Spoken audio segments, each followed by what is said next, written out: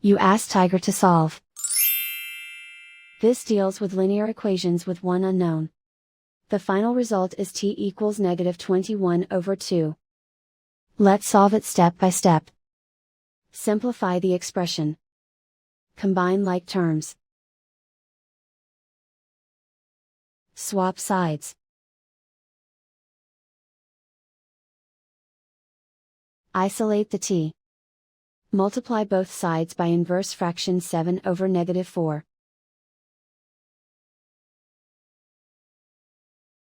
Move the negative sign from the denominator to the numerator. Group like terms.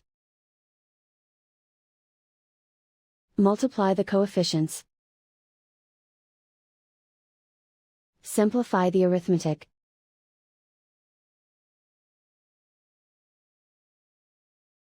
Move the negative sign from the denominator to the numerator. Multiply the fractions. Simplify the arithmetic. And so the final result is t equals -21/2.